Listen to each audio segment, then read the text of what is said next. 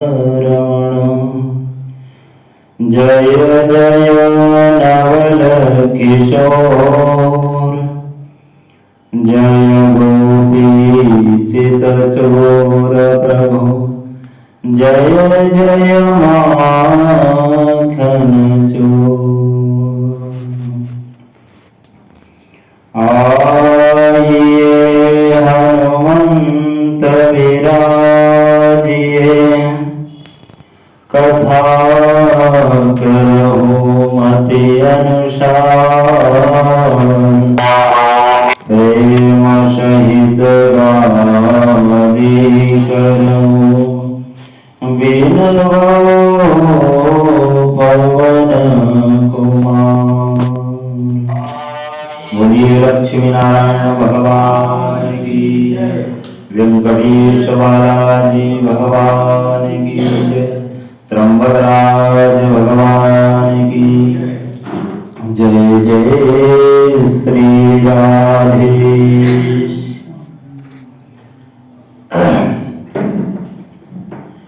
परम मंगलमय अकारण करुणा वर्णालय भक्तवांछा कल्पतरु भगवान नारायण की परम कृपा से भगवान त्र्यंबकराज के परम पावन पवित्र चरणारविंद में उनकी सन्निधि में आज बड़ा सुंदर अवसर प्राप्त हुआ। भाग्योदयेन बहुजन्म समर्जितेन। भागवत जी में बड़ा सुंदर वर्णन है कि हमें यह अवसर कब प्राप्त होता है, जब जन्म जन्मांतरों का पुण्य अर्जित होता है। भाग्योदयेन बहुजन्म समर्जितेन सत्संगमं च लभते पुरुषो यदा वै। भागवतकार कहते हैं कि जब जन्म जन्मांतरों का पुण्य अर्जित हो जाता है, उसका जो फल है जब मिलता है, तब हमें ऐसा अवसर प्राप्त होता है, ऐसा सुंदर समय, और वो भी परम पावन तीर्थ में त्र्यंबकराज भगवान के शरण में अगर ऐसा अवसर मिले। आप सब तो बड़े भाग्यशाली हो कि आपका यहाँ जन्म हुआ है इस धरती पर। यहाँ का तो एक रेत का कण भी वो तपस्वी है। शिव जी की बड़ी महिमा है, शिव पुराण में तो अनंत महिमा है, आप सब सुनते ही हैं, टीवी चैनल में बड़ी सुंदर कथाएं चलती हैं। ऐसे परम पवित्र स्थान में जब सत्संग करने का अवसर मिले तो बहुत बड़ा भाग्य है, बहुत बड़े पुण्यों का उदय है, ऐसा समझना चाहिए। मनुष्य का जो जीवन है वो कई योनियों में भटकने के बाद हमें प्राप्त होता है। इतने साधारण से मनुष्य योनि नहीं प्राप्त होती, और मनुष्य योनि अगर प्राप्त हो गई तो उसका सदुपयोग, उसका जो श्रेय है, जीवन धारण करने का जो उद्देश्य है, उसको ध्यान में रखते हुए कार्य करना चाहिए। क्योंकि जैसी क्रिया होती है वैसी प्रतिक्रिया प्राप्त होती है। अच्छा कर्म होगा तो लोग कहेंगे बहुत अच्छे कर्म हैं आपके, बहुत अच्छा काम आप कर रहे हैं, और अगर बुरा कर्म होगा तो सामने भले कोई ना कहे झगड़े के डर से, पर पीठ पीछे तो वो कहने वाले हैं कि नहीं बहुत गलत काम कर रहे हैं। जैसी क्रिया होगी वैसी ही प्रतिक्रिया होगी। मनुष्य का जो जन्म मिला है, कई योनियों में भटकने के बाद कभी कीड़े का जन्म मिल जाता है, कभी सूकर का जन्म मिल जाता है, कभी गंधर्व का जीवन मिल जाता है, और इन सब योनियों को भोगते हुए जब किसी पुण्य का उदय होता है तब यह मानव जीवन मिलता है। कथा सुन सकते हैं, ये केवल मानव जीवन में ही संभव है। अब कोई ऊंट का शरीर मिला हो तो ऊंट को कोई कथा सुनाए तो वो थोड़ी कथा सुन सकता है। कभी हमने सुना है कि पशु किसी गधे के यहाँ सत्संग हो रहा है या कथा हो रही, वो नहीं कर सकते। ये जो सत्संग है, भगवान की सेवा है, ये केवल मनुष्य शरीर से ही हो सकता है। तुलसीदास जी रामायण में कहते हैं, साधन धाम मोक्ष कर द्वारा। ताला लगा हुआ होता है, जो ताला होता है तो ताले की जब सही चाबी उसमें लगेगी तभी वो दरवाजा खुलेगा, अन्यथा वो बंद रहता है। ये मानव जीवन जो मिला है, ये मोक्ष के दरवाजे की चाबी है। अब इस चाबी का सही सदुपयोग करेंगे तो वो मोक्ष का जो दरवाजा है, जो द्वार है, वो अपने आप खुल जाएगा। और जीवन को कैसे जीना चाहिए, जीवन को किस प्रकार से हमें धारित करना चाहिए, भगवान ने स्वयं अपने जीवन को उस आचरण पर करके बताया है। भगवान ने जो उपदेश दिया, उपदेश देने के बाद भी भगवान वैसी दिनचर्या अपने आप में अपनाए। शिव जी का परिवार देखिए, शिव जी में कोई भी व्रत हो, माताओं का जो व्रत होता है सब शिव जी से है, क्योंकि उस व्रत को सबसे पहले पार्वती मैया ने किया है। व्रत को क्यों किया माता जी ने, क्योंकि पार्वती माँ तो स्वयं भगवती है, जगत जननी है, उनको कुछ करने की आवश्यकता नहीं, स्वयं सिद्ध है। पर फिर भी इस मनुष्य को वो दिखाना चाहती हैं कि आप भी ऐसा ही अनुसरण करो। शिव जी का परिवार ऐसा है, शिव जी महाराज जहर पी गए। भागवत में कथा आई है कि शिव जी ने जब अमृत मंथन हुआ, अमृत के लिए मंथन हो रहा था तो विष निकला। जब विष निकला तो सब देवता दौड़े दौड़े भगवान के पास गए, भगवान नारायण से प्रार्थना की, प्रभु अब क्या करें, हम तो मंथन कर रहे थे अमृत के लिए और निकला विष, तो हमें क्या करना चाहिए। भगवान ने कहा, भैया हम तो माखन मिश्री खाने वाले हैं, हमसे ये विष वाला काम नहीं होगा। तब कहा क्या किया जाए, भगवान ने कहा जाइए भोलेनाथ के पास। भोले बाबा के पास पहुंचे, जाकर के स्तुति गाई भगवान की। पार्वती मैया बगल में बैठी थी, उन्होंने कहा, भगवान भोलेनाथ ने कहा कि देख रहे हैं देवी, ये देवता जो हैं ये आज हमारी स्तुति गा रहे हैं। मैया ने पूछा क्यों गा रहे हैं, भगवान ने कहा ये जहर पिलाना चाहते हैं हमें, इसलिए स्तुति गा रहे हैं। भगवती जगत जननी है, संसार का कल्याण करती हैं। उन्होंने कहा प्रभु अगर संसार का कल्याण हो रहा है तो आपको जहर भी पी जाना चाहिए। माँ की अनुमति मिल गई, भोलेनाथ ने जहर पिया है। अब भोलेनाथ ने विष पान क्यों किया, ये विष पान करने का अभिप्राय क्या है, ये भी हमें समझना चाहिए। और भोलेनाथ के विष पान करने का जो फल है, देखिए भगवान शिव जी का पूरा परिवार पूजा जाता है। और भगवान कृष्ण हुए, भगवान कृष्ण के 16,108 रानियां हुई। 16,108 रानियों की संततियों का जो वर्णन है 1,60,000 इतनी संतति हुई। पर भगवान कृष्ण के किसी परिवार बच्चों का पूजन नहीं होता है, पर शिव जी ऐसे हैं, भगवान भोलेनाथ की उनका पूरा परिवार पूजा जाता है। क्यों? क्योंकि उन्होंने संसार के कल्याण के लिए विष पान किया है, जहर पी लिया। भगवान शिव जी का पूरा परिवार, गणेश जी को देखिए, गणेश जी जैसा बनना चाहिए। गणेश जी की नेत्र, उनका जो नेत्र है वो बहुत छोटे हैं। छोटा नेत्र, जब हमें दूर का देखना होता है तो नेत्र को ज्यादा खोल के हम नहीं देख सकते, जब नेत्र को छोटा करेंगे तब दूर की चीजें हमें दिखाई देती हैं। गणेश जी महाराज दूर दृष्टि रखते हैं, दूर देखते हैं।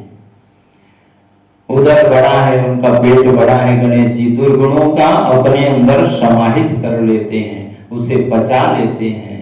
गणेश जी जैसा बनना चाहिए। नंदी बाबा, नंदी भगवान शिव जी के वाहन हैं।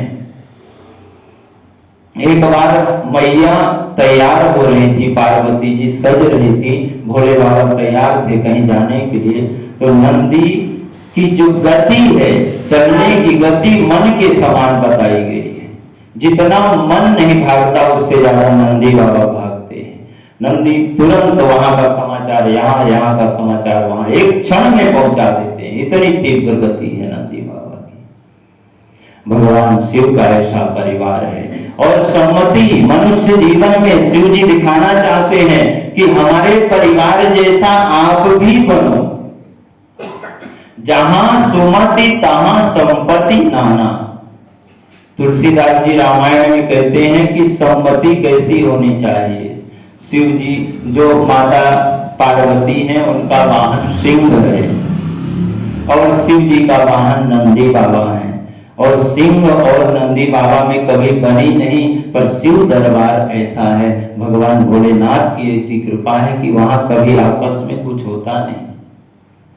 सर्प जो है वो चूहे को कभी छोड़ता नहीं है, खा जाता है।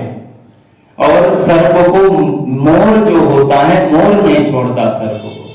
पर शिव परिवार के अंदर, शिव दरबार जो है, वहां पर तो ऐसा कुछ होता ही नहीं। इसलिए भगवान हमारे मानव जीवन को सुधारने के लिए ये सब दिखाया है उन्होंने कि हमें कैसा रहना चाहिए, हमारे पूरे परिवार को कैसे रहना चाहिए। जहां सुमति तहां संपत्ति नाना। और इस प्रकार से जब मनुष्य रहता है तो मनुष्य का जीवन सुधर जाता है, सम्मतियों से भरा होता है।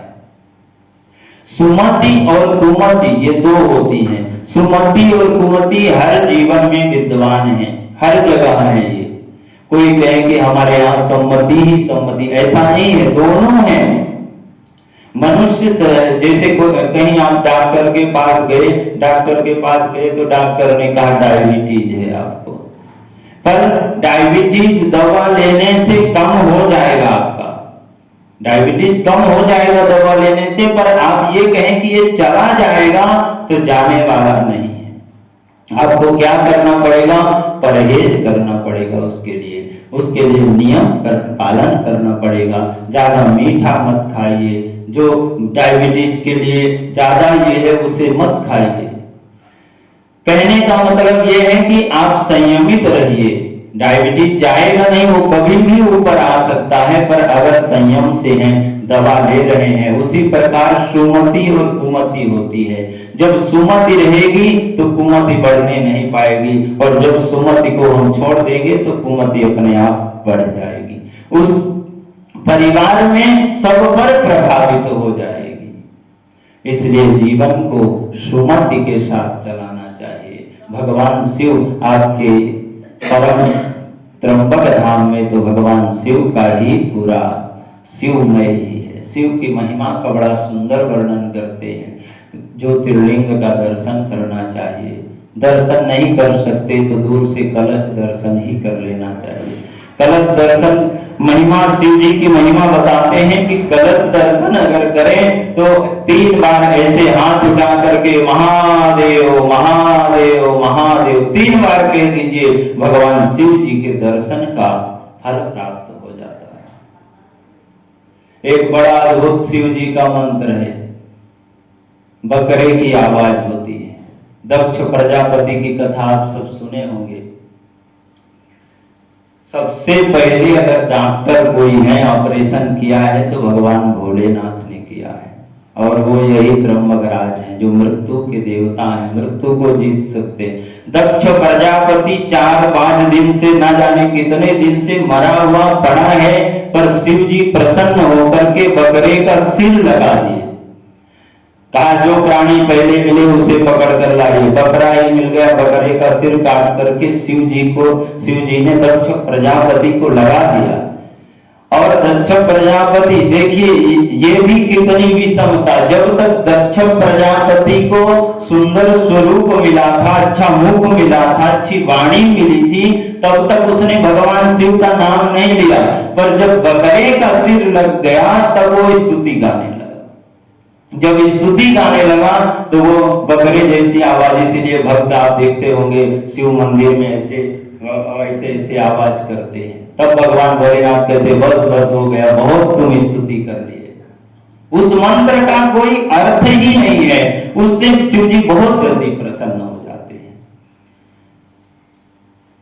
जीवन रहित जब तक हमारे पास सब सुख सुविधा है, सब साधन है, तभी हमें भगवान का भजन करना चाहिए। दक्ष प्रजापति जब तक बोल सकता था तब तक भगवान का नाम नहीं लिया, विरोध किया, और जब नहीं बोल पाया तब स्तुति गाता है। सुमति और कुमति जीवन में प्रत्येक घर में, भगवान राम का चरित्र देखिए, जहां भरत जी निवास करते हैं, भरत जी संत हैं,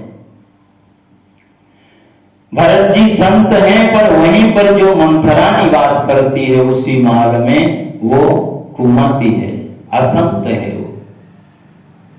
भरत जी भगवान राम जी के दुख से दुखी होते हैं, और जो मंथरा है वो क्या करती है, राम जी के सुख से दुखी हो रही है। ऐसे ऐसे कई उदाहरण शास्त्र में कुमति के बताए गए। एक ही जगह व्यक्ति रहते हैं, सब कुछ एक ही जगह है, पर विचारों में विषमता हो जाती है।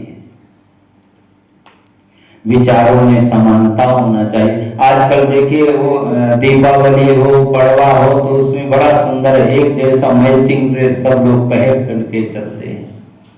ड्रेस तो पहन लेते हैं, पर अंदर का जो विचार है वो नहीं मैच हो पाता है। सब कुछ पर्स भी लेकर चलेंगे, थैली भी लेकर चलेंगे, तो वो मैचिंग वाला रहता है, पर विचारों में जो होना चाहिए वो नहीं हो पाता है।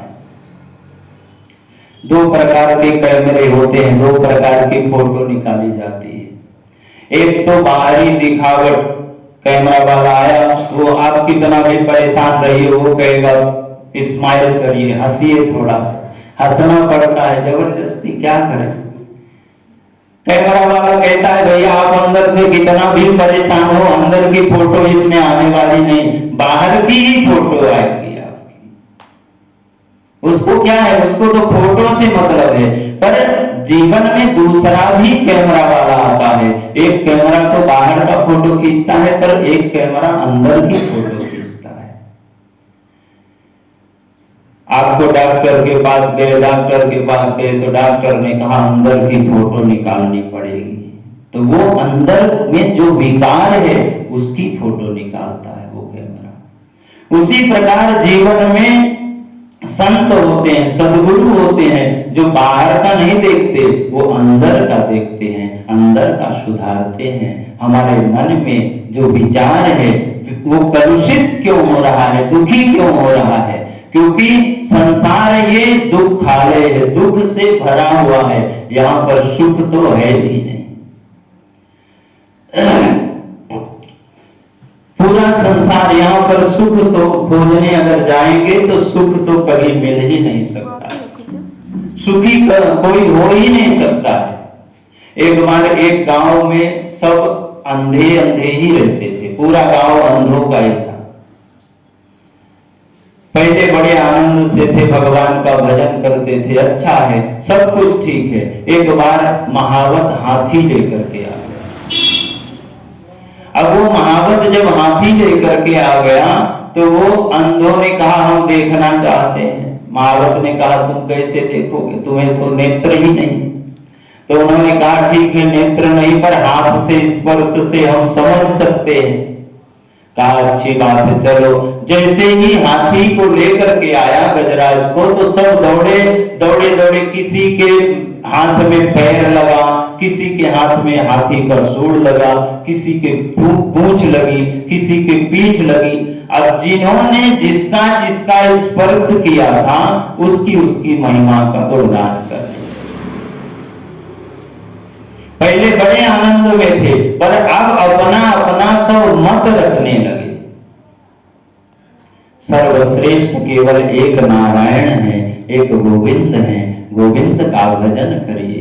सर्वम विष्णुर्मयम् जगत, एक ही अनेक का आभास हो जाता। आजकल कलयुग में देखिए अनेक पंथ निर्माण हो गए, थोड़ा बहुत किसी को समझने लगा तो अपने आप को अब स्वयं को सिद्ध समझते हैं, मैं ही सब कुछ हूं, ऐसा जान करके सब लोगों को बताते हैं कि मैं ही जो कुछ हूं, सब मैं ही हूं। अब उन अंधों के गांव में पहले तो बड़े आनंद में थे, क्योंकि सबकी मति एक थी, सब एक को ही मानते थे। पर उस दिन जब गजराज का दर्शन किया स्पर्श से, तो सबकी मति अलग अलग हो गई, सबने अपनी अपनी महिमा मंडन किया। एक ने कहा कि गजराज तो बड़ा खंबे जैसा होता, उसके पैर लगा था हाथ में। दूसरे ने कहा नहीं, वो डंडे जैसा और नीचे बाल होते हैं, पूंछ हाथ में आई तो नीचे बाल होते हैं, वो डंडे जैसा होता है। तीसरे ने कहा नहीं, खुरदुरे पेड़ जैसा, सूंड उसके हाथ में लगा तो उसने कहा खुरदुरे पेड़ जैसा होता है। एक ने कहा उसके हाथ में कान लगा तो उसने कहा जैसे अनाज निकालने का सूप जो होता है, उस सूप जैसे होता है गजराज। एक ने कहा नहीं, गोल चबूतरे जैसा, पीठ हाथ में लगी थी तो गोल चबूतरे जैसा बताने लगा। अब सब ने अपनी अपनी मत रखी और सब में झगड़ा हो गया, कोई किसी की बात, अच्छा कोई झूठ भी नहीं बोल रहा है और कोई सही बात को मान भी नहीं रहे एक दूसरे की। अब उनमें इतना झगड़ा हो गया कि आपस में बोलचाल भी बंद हो गई, अलग अलग मत हो गए, अनेक दल बन गए। अच्छा दल एक दो हो तो दल रहते हैं, अब जब ज्यादा दल हो जाए तो वो दल दल हो जाता है। अब दल दल हो गया, झगड़ा हो गया, बातचीत बंद हो गई। कहा जब देखो पहले हम सब तो बड़े सुखी थे, पर जब से ये महावत हाथी लेकर के आ गया तो हम सब दुखी हो गए, हमारे आपस में झगड़ा होने लगा, क्योंकि हम उस एक को नहीं मान रहे हैं, सबका अनेक में मन लग गया, सबका अलग अलग मत हो गया, सबका पंथ अलग अलग हो गया। आज वही हो रहा है, अलग अलग पंथ निर्माण हो गए, कोई कुछ बता रहा है, कोई कुछ बता रहा। और मीडिया चैनल तो देखिए कितना महिमा मंडन करते हैं, जितने उनको पैसा मिलता है उतना महिमा मंडन कर। क्या है अंदर की सच्चाई क्या है वो किसी को पता नहीं है, पर बाहर दिखावा इतना आडंबर हो रहा है, जो कोई भीड़ इकट्ठा हो गई, लोग उधर ही दौड़े दौड़े हाथ जोड़ने लगे। भगवान भी इस दृश्य को देखते हैं कि देखो मंत्र पढ़ते हैं, सर्वम कृष्णम, सर्वम सब पूरा संसार जो है कृष्णमय है, कृष्णम वंदे जगत गुरु, पूरे संसार के मालिक नारायण है। एक तरफ इस मंत्र को भी पढ़ रहे हैं और दूसरी तरफ दौड़े दौड़े जाते हैं, और जिनके बारे में पता भी नहीं उनका पैर पकड़ करके बैठ रहे हैं। दुख का कारण जो है यही है, ये संसार दुख से भरा हुआ है, दुखालय। ये संसार कैसा दिखता है? ब्रह्मा जी को जब भगवान ने उपदेश दिया, संसार का निर्माण कर रहे हैं ब्रह्मा जी, तो ब्रह्मा जी ने कहा हमें अभिमान हो जाएगा, इतना पद प्रतिष्ठा अगर मिल गई तो अभिमान आ जाएगा। तो ब्रह्मा जी ने कहा, भगवान नारायण ने ब्रह्मा जी को कहा कि ब्रह्मा जी आपको हम जो सार है चतुश्लोकी भागवत का इस भाव बताया, भगवान ने उपदेश दिया। कहा चतुश्लोकी में हृदय अर्थम यद प्रतीयेत न प्रतीयेत चात्मनि। ये संसार कैसा है ब्रह्मा जी? जो कुछ बन रहा है, जो बनने वाला है, जो बना हुआ है, वो सब मैं ही बनाऊं, सब कुछ मैं ही बनाऊं, बनाने वाला भी मैं ही हूं, और जो बनेगा वो भी मैं ही बनूंगा। भगवान ने स्पष्ट कहा है चतुश्लोकी भागवत में ब्रह्मा जी को। और कहा देखो ब्रह्मा जी, हृदय अर्थम यद प्रतीयेत न प्रतीयेत चात्मनि। ये संसार कैसा है? जो दिखता है वो होता नहीं है, जो दिखाई दे रहा है वो है नहीं यथार्थ में, और जो है वो दिखता है, क्योंकि इसमें माया लगी हुई है। और जब माया रहती है तो माया में कुछ समझ में नहीं आता। अब यहाँ पर बड़ा सुंदर सजा हुआ है, फूल लगे हुए हैं। अब ये फूल दूर से देखे तो ऐसा लगता है कि सही सही फूल है, पर ये सही सही फूल नहीं है, ये बनावट वाले फूल है। दिखता तो सही सही है पर है नहीं सही यथार्थ में, बनावटी हो गया संसार। कहीं पर कोई जाते हैं, कहा कौन आया है, कहा मैं आई। ये मैं आई मतलब ये माया है, ये मैं ही तो माया है। और इसी माया के चक्कर में जीव इधर उधर भटकता रहता है, मोह माया में भ्रम में पड़ा रहता है। भगवान कहते हैं कि हमारी वैष्णवी माया से पूरा संसार सना हुआ है, बना हुआ है, और इस वैष्णवी माया से के साथ रहते हुए जो हमारा भजन करता है, भगवान का जो संकीर्तन करता है, वो परमार्थ को प्राप्त, भगवान के धाम को प्राप्त होता है। नारायण की सन्निधि उन्हें ही प्राप्त होती है। भगवान का भजन निस्वार्थ भाव से भगवान का भजन करना चाहिए। कुछ लोग परेशान होते हैं, दौड़े दौड़े मंदिर में जाते हैं, नारियल चढ़ाते हैं, फूल चढ़ाते हैं, हार चढ़ाते हैं, और फिर भगवान को भूल जाते हैं। भगवान कहते हैं हमेशा हमें याद करो। कलयुग में एक ही बात श्रेष्ठ कही है, हरेर नामो हरेर नामैव केवलम। इस कलिकाल में कुछ मत करिए। 4 युग हुए, चारों युग में पहले तो सतयुग में बड़ी कठिनाई होती थी भगवान को पाने में, करोड़ करोड़ वर्ष तक तपस्या करते थे। सतयुग में हड्डियों में प्राण होता था, पूरा शरीर जर्जर हो जाता था, केवल हड्डी रह जाती थी, उसमें भी दीमक लग जाते थे, पेड़ हो जाते थे शरीर में तपस्या करते करते, पर भगवान के दर्शन नहीं होते थे।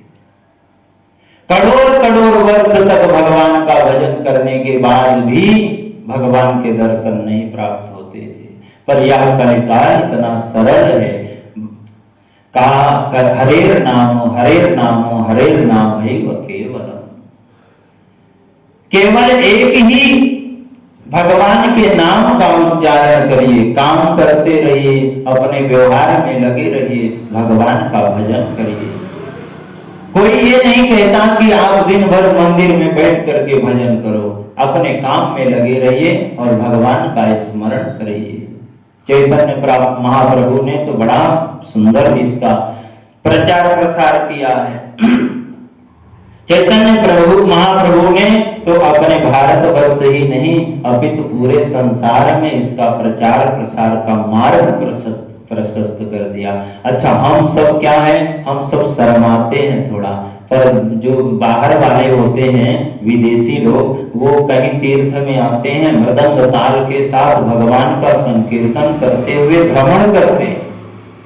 और हमारा धर्म है ये, सनातन धर्म ये हमारा है। संसार में सबसे पहला एक ही धर्म था, वो सनातन धर्म था, और हम सब उसके अवलंबी हैं, उसको देखने अनुसरण करने वाले हैं। पर आज ऐसा हो गया है कि हम सब उसमें पीछे हो गए और हमारी नकल करके दूसरे लोग जो दूसरे धर्म को मानते थे, वो लोग अब इस सनातन धर्म का अनुसरण कर रहे हैं। और हमें क्या है, लज्जा आ रही, हम शर्माते हैं, इसलिए वो अनुसरण नहीं कर पा रहे हैं, पीछे हो गए हैं। हरेर नामो हरेर नामैव केवलम। कलिकाल में केवल एक ही काम है, भगवान का भजन करिए, नाम जप करते रहिए। अगर नाम जप में निष्ठा है तो भगवत प्राप्ति अवश्य होती है। 4 प्रकार के आश्रम बताए गए हैं। एक गृहस्थाश्रम है, वानप्रस्थ आश्रम है, संन्यास आश्रम है और ब्रह्मचर्य आश्रम है। इन चारों आश्रमों में जो गृहस्थ आश्रम है वो सर्वश्रेष्ठ बताया गया है। गृहस्थ आश्रम जो है, गृहस्थ आश्रम, गृहस्थ जो गृहस्थी है वो भगवान का भजन भी करता है, भगवान का संकीर्तन भी करता है, संत महात्माओं को भोजन भी कराता है और भंडारा भी करता है। संत क्या करेंगे, भगवान का भजन करेंगे, वन में रहेंगे, ना तो अन्नदान कर सकते हैं, ना भंडारा कर सकते हैं। जो कुछ करता सब गृहस्थ ही करता है, पर गृहस्थ के लिए मार्ग भी बड़ा श्रेष्ठ कहा गया। कहा गृहस्थ इनमें से सब में से श्रेष्ठ है। हरिवंश पुराण में बड़ा सुंदर गृहस्थ के नियम का वर्णन किया गया। कहा गृहस्थ का धर्म जो है नित्य 5 महाबलि करना चाहिए। 5 यज्ञ होते हैं नित्य, रोज के 5 यज्ञ करना चाहिए। काग बलि, श्वान बलि, गोग्रास, थोड़ा सा 5 बार आहुति दीजिए जो प्रसाद बना हुआ है, और 5वां आतिथ्य सत्कार, अतिथि का सत्कार करना चाहिए। ऐसे 5 यज्ञ गृहस्थ के लिए बताए गए। संत कहते हैं कि गृहस्थ का जो जीवन है, आप देखते हैं शहर में 2 प्रकार के रास्ते होते हैं। एक होता है जो बाजार से जाता है भीड़ में से, और एक फिर भीड़ को देखते हुए बाईपास निकाल दिया जाता है। बाईपास तो सबको पता ही है, बाईपास निकाल दिया जाता है। तो जो संत होते हैं वो तो बाईपास वाला रास्ता जाते हैं, पर गृहस्थ क्या करता है? गृहस्थ भीड़ वाले रास्ते से चल रहा है। जाना दोनों को एक ही है, वो रास्ता जाता एक ही जगह है, पर गृहस्थ भाई बंधु पिता पुत्र बेटा बेटी पोता पोती सबको देखते हुए, और जाना तो प्रभु के चरण में ही है, सबको भगवान के चरण में ही सबको जाना है। इसलिए भगवान नाम संकीर्तन करते हुए, गोविंद का स्मरण करते हुए अपने कार्य को करना चाहिए। गृहस्थ का श्रेष्ठ धर्म है ये। काम करते रहिए, नाम जपते रहें, बस यही एक श्रेष्ठ मार्ग है। और कुछ मत करिए, केवल भगवान का नाम स्मरण करिए। हरेर नामो हरेर नामो हरेर नामैव केवलम। श्रीमन्नारायण नारायण नारायण श्रीमन्नारायण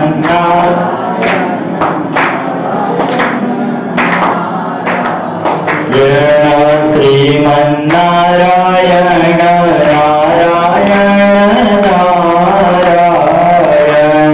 श्रीमन्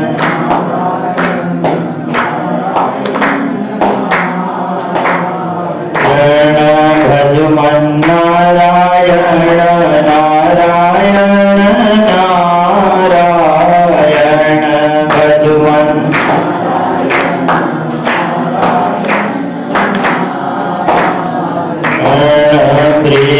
श्रीमन्नारायण नारायण नारायण श्रीमन्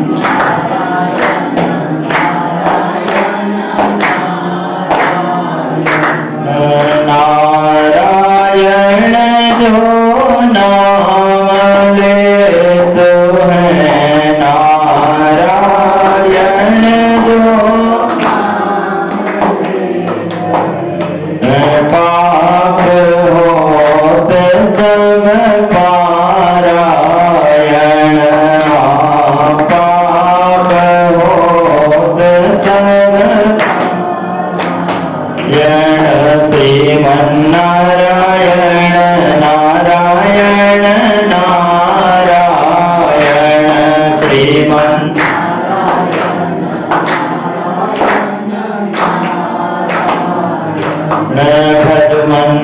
भजमन्नारायण नारायण नारायण भजमन्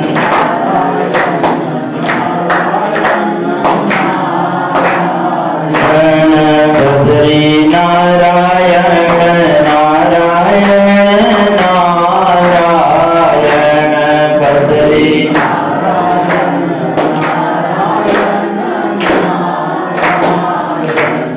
भक्ति नारायण नारायण नारायण भक्ति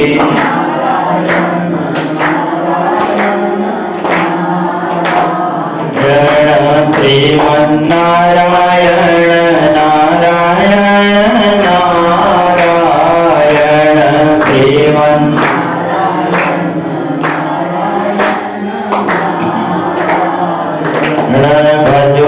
भजमन्नारायण नारायण नारायण भजमन्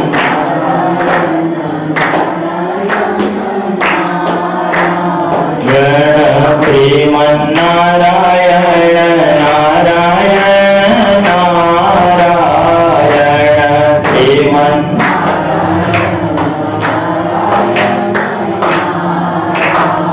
बोलिए लक्ष्मी नारायण भगवान की जय। भगवान का नाम सर्वश्रेष्ठ है। भगवान के से भी ज्यादा भगवान का नाम श्रेष्ठ बताया गया है। भगवान के नाम की बड़ी महिमा है। जिस समय हनुमान जी लंका में पधारे थे, लंका में हनुमान जी गए तो हनुमान जी की पूंछ में रावण ने आग लगाई थी। जिस समय रावण ने कहा बानर की पूंछ में आग लगा दो, अब हनुमान जी ने सोचा चलो अच्छी बात है, अब कुछ तो कारनामा करना था यहाँ, अच्छा हुआ रावण ने सही मार्ग कर दिया। उसी का कपड़ा, रावण का कपड़ा, रावण का तेल, हनुमान जी ने कहा सब तुम व्यवस्था लगा दो, बस करना हमें। सब बड़े प्रसन्नता से, जब पूंछ में कपड़ा और तेल लगा रहे थे तो बड़े प्रसन्न थे, जब आग लगाई तब भी बड़े प्रसन्न थे। पर हनुमान जी ने वहां पर बड़ी सुंदर क्रीड़ा की और बाड़ी पूंछ कीन कपि खेला। हनुमान जी सोचे थोड़ा कपड़ा लगाएंगे तो इतनी बड़ी लंका कैसे जलेगी, इसलिए हनुमान जी पूंछ को बढ़ा दिए। इतना पूंछ बढ़ गई कि कपड़ा भी कम पड़ने लगा, बहुत बड़ी पूंछ हो गई। फिर जब तेल लगा दिए हनुमान जी वहां से आग लगाई, कूदे, पूरी लंका जल गई। पर एक विभीषण की कुटिया ऐसी थी जिसमें आग का प्रकोप नहीं हुआ, आग लगी नहीं, सब पूरी लंका जल करके खाक हो गई। पर विभीषण जी की क्यों नहीं जली? क्योंकि विभीषण जी भगवान का नाम स्मरण कर रहे थे, भगवान के भजन में उस समय बैठे थे, भगवान का संकीर्तन कर रहे थे। और भक्त के ऊपर तो आज कभी आ ही नहीं सकती है। भगवान स्वयं रक्षा करते हैं अपने भक्तों की। राजा अम्बरीश की कथा सुने होंगे आप भागवत जी में। भगवान ने स्वयं अपना सुदर्शन चक्र राजा अम्बरीश की सुरक्षा के लिए दे दिया था कि राजा अम्बरीश आपके ऊपर कोई आंच ना आने पाए, ये सुदर्शन चक्र हमारा आपकी रक्षा करेगा। और दुर्वासा जी से सुदर्शन चक्र ने ही बचाया। जनाबाई की कथा आप सुने होंगे, महाराष्ट्र की बड़ी सुंदर भक्त। जनाबाई बेचारी गरीब थी, दूसरे के घर में चक्की चलाने जाती थी। चक्की चलाते चलाते पसीना आ जाता था, उधर विठ्ठल नाम स्मरण भी करती थी। इतनी निष्ठा उनके नाम में थी कि भगवान स्वयं पंढरीनाथ आकर के जब उसे पसीना आता तो आकर के अपना पीतांबर से हवा करते थे।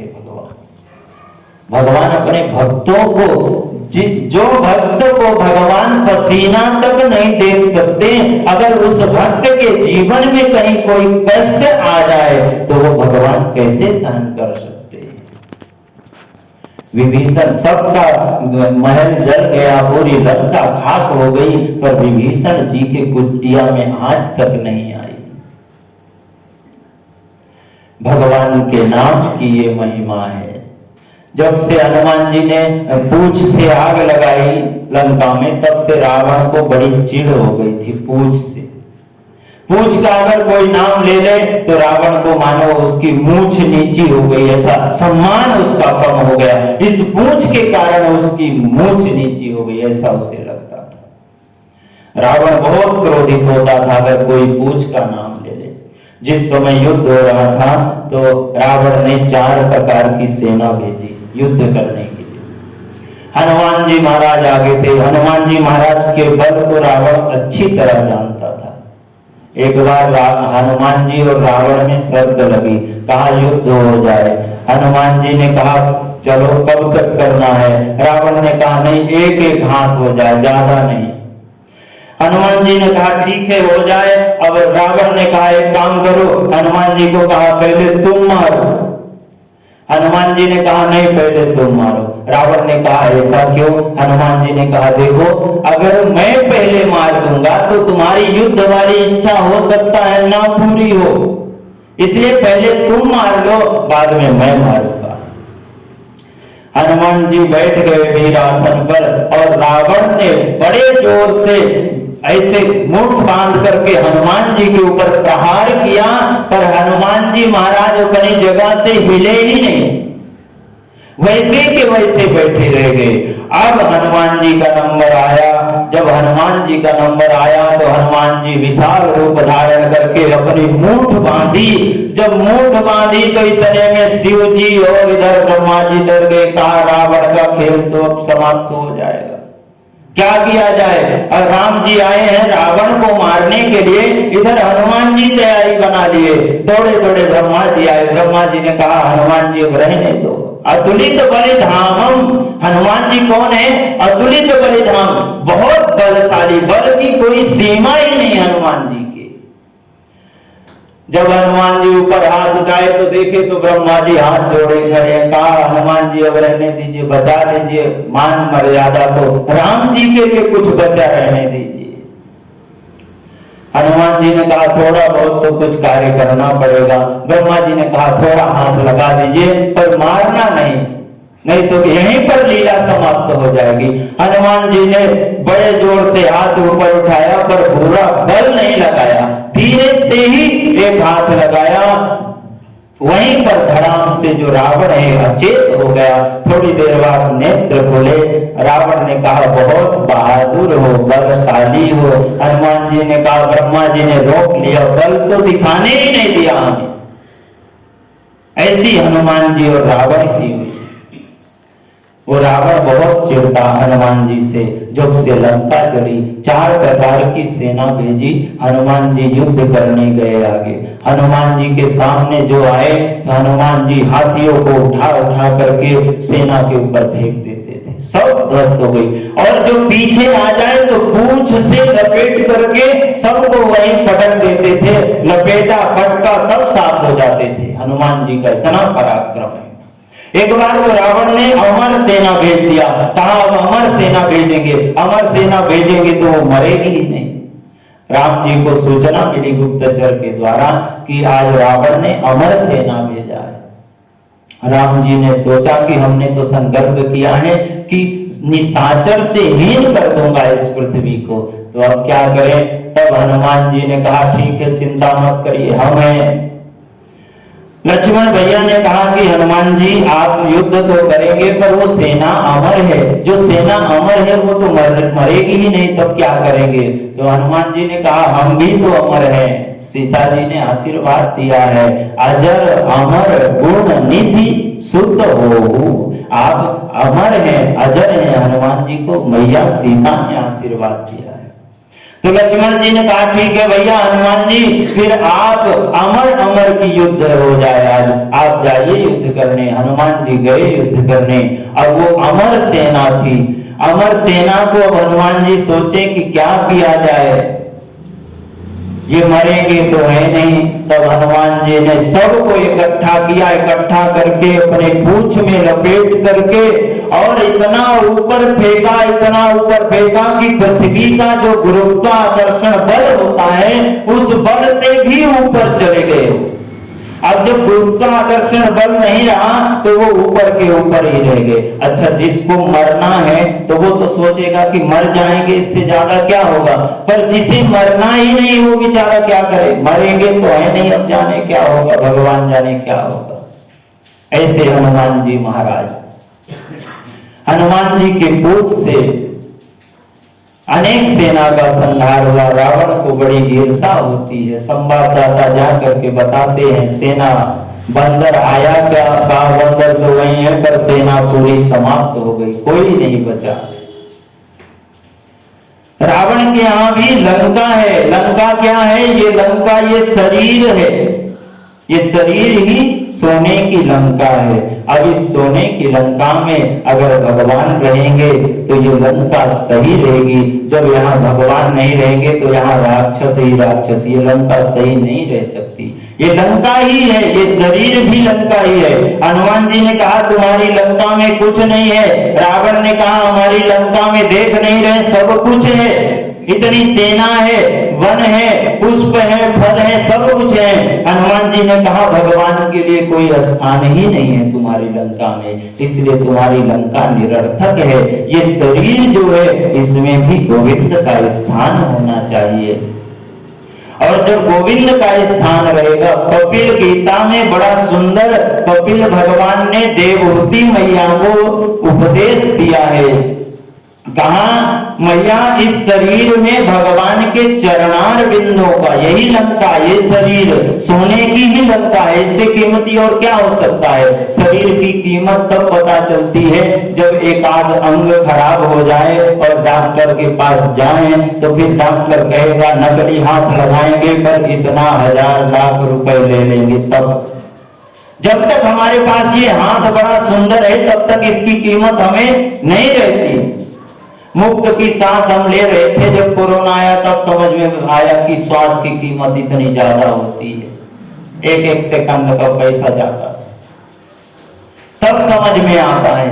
इसलिए जो व्यवस्था बताई गई ऋषि मुनियों ने जो हमारे लिए बताया है उसका पालन करना चाहिए। ये श्वास की कमी क्यों इतना ज्यादा हो गई कोरोना में, क्योंकि यज्ञ नहीं हुआ।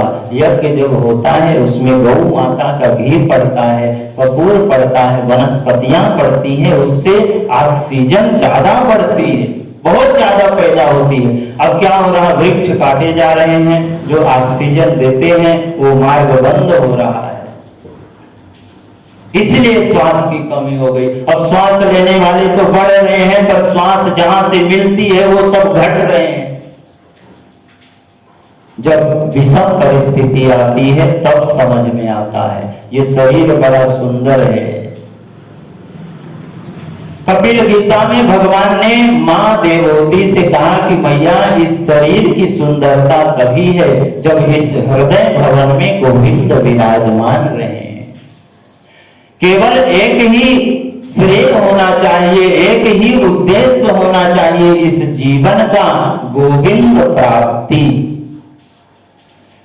इस जैसे वर्षा का जो जल है, जब बारिश होती है तो वो जल जो नदी में पड़ता है तो एक बूंद जल भी नदी में पड़ करके वो तब तक विश्राम नहीं लेता जब तक जा करके समुद्र में समाहित नहीं हो जाता। गंगा सागर में जाकर के जब नदी का जल मिलता है तब उस बूंद को विश्रांति मिलती है, क्योंकि उसका मार्ग जो है, उसका मूल स्थान जाने का वो सागर है। सागर जब तक नहीं प्राप्त होता तब तक वो विश्रांति नहीं लेता। उसी प्रकार इस जीव का भी उद्देश्य यही है कि जब तक गोविंद के चरण प्राप्त ना हो जाएं, भगवान नारायण की सन्निधि प्राप्त ना हो जाए, तब तक चलते रहना चाहिए, भजते रहना चाहिए, कीर्तन करते रहना चाहिए, स्मरण करते रहना चाहिए। और भगवत स्मरण से तो कुछ भी हो सकता है। नामदेव महाराज बड़े अच्छे संत, बड़ा सुंदर विजय, एक विजय करके ग्रंथ है, भक्त विजय, बड़ा सुंदर ग्रंथ। उसमें नामदेव महाराज जी का चरित्र हमने पढ़ा, मराठी में है पर बड़ा सुंदर भाव पढ़ा हमने। नामदेव महाराज विठ्ठल भगवान से कम 100 बार से ज्यादा उनका वार्तालाप हुआ था, ऐसा वर्णन आता है। एक बार नामदेव महाराज गए तीर्थ यात्रा करने के लिए, पंढरीनाथ से कहा कि अब हम तीर्थ यात्रा में जाना चाहते हैं। नामदेव महाराज गए, कुरुक्षेत्र पहुंच गए। कुरुक्षेत्र में जब पहुंचे तो वहां पर जहां जाते नामदेव महाराज संकीर्तन होता, बड़ा अद्भुत संकीर्तन होता। अच्छा, ये संकीर्तन की जो परंपरा है बड़ी अद्भुत है, ये अनादिकाल से चली आ रही है। संकीर्तन का फल क्या होता है, एक बात जो अपने लौकिक जीवन में है, लौकिक जीवन में आजकल जो आधुनिक चकाचौंध आ गया, ये मोबाइल हो गया, टीवी हो गया, इसके कारण से क्या हुआ, लोग एक जगह घर परिवार के लोग बैठ नहीं पाते। पहले आप पीछे देखिए कि आपके दादा परदादा, हमारे दादा परदादा शाम के समय भजन करते थे, कीर्तन करते थे, सब लोग बैठ करके एक साथ आरती गाते थे। पहले ऐसा होता था, अब नहीं हो रहा है। क्यों नहीं हो रहा, क्योंकि अब विषमता ज्यादा आ गई है। हमारा जो एक दूसरे से वार्तालाप वो कम हो गया। घर में दिन दिन भर लोग रह जाते हैं और आपस में बात नहीं हो पाती। क्यों नहीं हो पाती? मोबाइल है, टीवी है, उनका सीरियल है, उनका सीरियल आने वाला है, उनका सीरियल नंबर आने वाला है, ऐसा चल रहा है।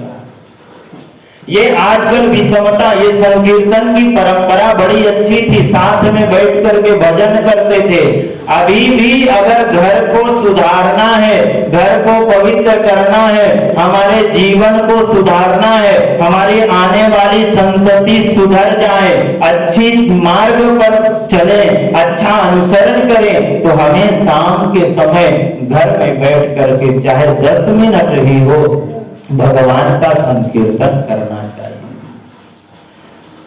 ये बड़ा सुंदर उपाय है। ऐसा करने से हमारे जो आने वाली संतानें हैं वो सुधर जाएंगी।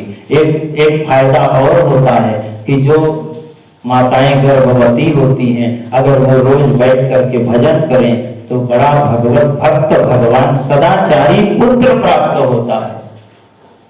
और संतान सुधर गई तो जीवन सुधर गया।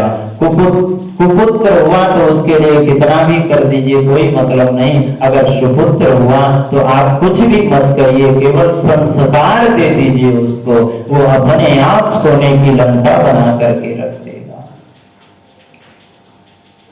सुपुत्र होना चाहिए। वो कहां से मिलेगा? हमें सत्संग करना चाहिए रोज। कई जगह अभी भी ऐसा नहीं है, कुछ लोग हैं ऐसे जो भगवान का नित्य भजन करते हैं। शाम के समय सब लोग साथ में बैठ करके भगवान की आरती गाते हैं, कीर्तन करते हैं। ऐसे कई लोग हैं समाज में भी, कई जगह हमने देखा है कि लोग शाम के समय संकीर्तन करते हैं, भजन करते हैं।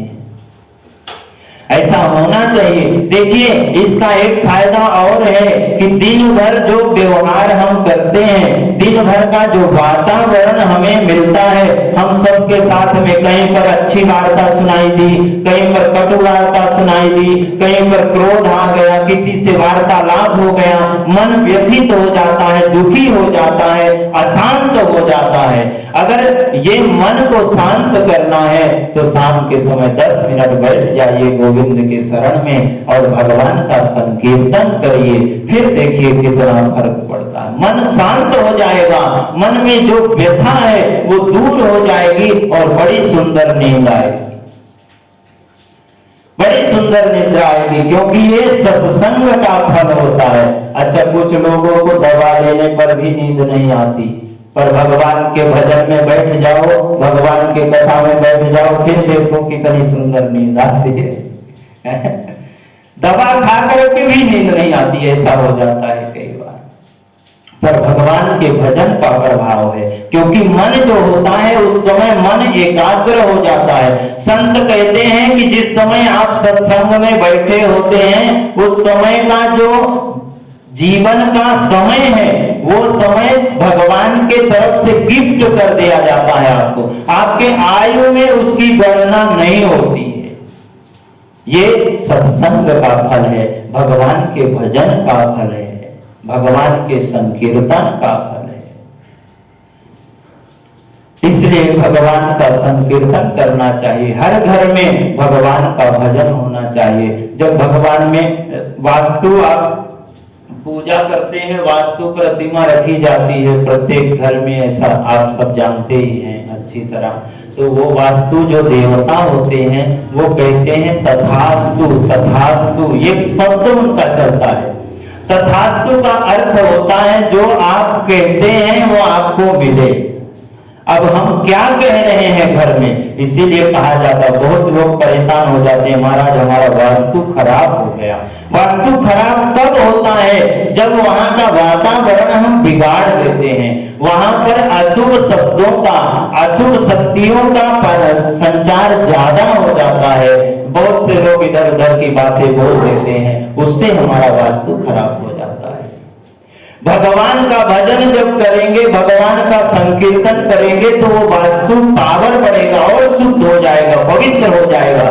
फिर उस समय जो रहने वाले वहां के जो व्यक्ति हैं उनके विचार सुंदर होंगे, उनका जो निर्णय होगा वो श्रेष्ठ होगा, कभी भी गलत निर्णय हो ही नहीं सकता। इसलिए वास्तु शुद्ध होना चाहिए। वास्तु शुद्ध कब होगा? जब भजन करेंगे भगवान का, भगवान का संकीर्तन करेंगे, तब हमारा वास्तु शुद्ध होगा। भगवान ने देखिए सारी व्यवस्था दी है हमें, भगवान सुंदर शरीर दिए हैं, बढ़िया पलथी मार करके बैठ सकते हैं, भगवान का भजन कर सकते हैं, कीर्तन कर सकते हैं।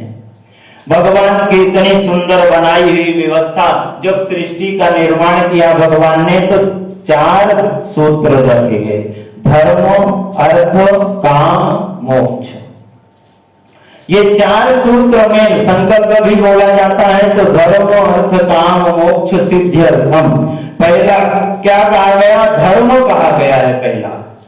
इसलिए धर्म को पकड़ करके चलिए। महाभारत में कहा है धर्मो रक्षति रक्षिता, जो धर्म की रक्षा करेगा धर्म उसकी रक्षा करेगा।